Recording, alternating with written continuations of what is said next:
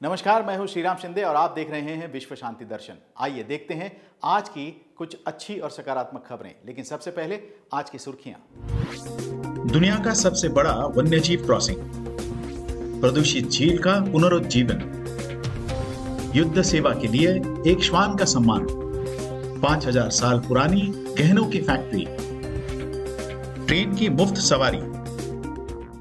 California के freeway पर दुनिया के सबसे बड़े वन्यजीव क्रॉसिंग का निर्माण हो रहा है।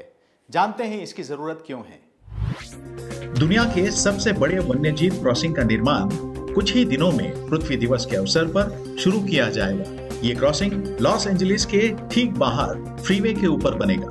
ये वन्यजीव क्रॉसिंग लॉस एंजलिस काउंटी के सांता मोनिका पर्वत क्षेत्र में होगा और न केवल कैलिफोर्निया का अपनी तरह का पहला पुल होगा, बल्कि दुनिया में सबसे बड़ा भी होगा। लगभग 20 साल पहले यूएस नेशनल पार्क सर्विस ने एक अध्ययन किया था जिसमें पाया गया था कि सड़कें और विकास उन जानवरों के लिए घातक हैं जो रास्ता पार करने की कोशिश करते हैं। ये नया पुल जानवरों को व्यस्त फ्रीवे में प्रवेश किए बिना सुरक्षित रूप से हाईवे पार करने की सहूलियत देगा। 30 वर्षों के अथक परिश्रम के बाद चीन के डियांची झील का सौंदर्य फिर से लौटा है।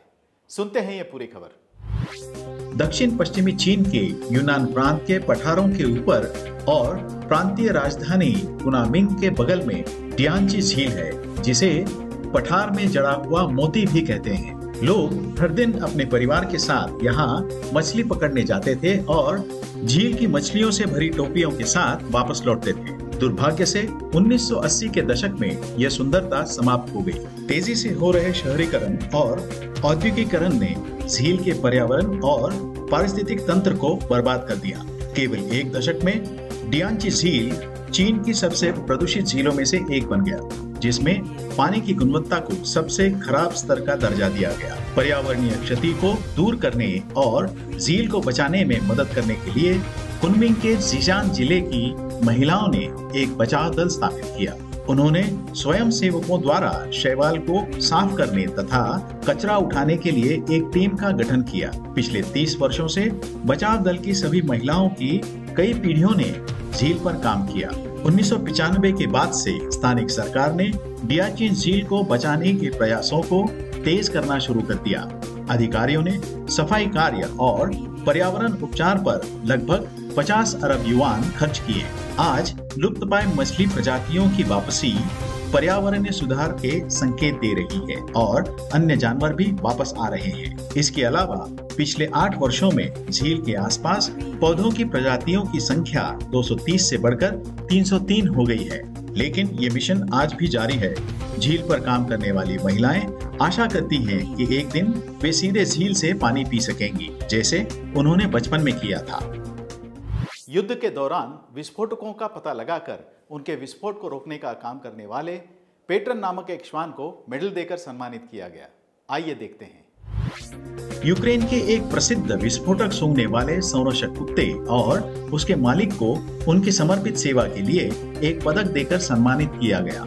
इस छोटे से जैक रसेल टेरियर को 200 से अधिक विस्फोटकों का पता लगाने और उनके विस्फोट को रोकने का श्रेय दिया गया है। इस तरह ये श्वान देशभक्ति का एक प्रतीक बन गया है। इस अवसर पर पेट्रन के मालिक माइहेलो इलिप को भी एक पुरस्कार प्रदान किया गया।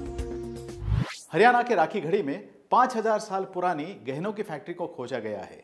लेते हैं ज्यादा जानकारी। हरियाणा में राखीगढ़ी कुछ सबसे प्रसिद्ध हड़प्पा सभ्यता के स्थलों के लिए विश्व प्रसिद्ध है और भारतीय पुरातत्व सर्वेक्षण पिछले 32 सालों से यहाँ पर खुदाई कर रहा है। हाल ही में एएसआई ने एक 5000 साल पुरानी फैक्ट्री की खुदाई की है, जहां आभूषण बनाए जाते थे। राखीगढ़ी में खुदाई और अध्ययन से अब तक पता चला है कि इस स्थान पर न केवल एक नियोजित हड़प्पा शहर था, जिसमें उस समय के कुछ बेहतरीन इंजीनियरिंग चमत्कार थे, बल्कि स्थानीय निवासी व्यापार और व्यवसाय में भी लगे हुए थे।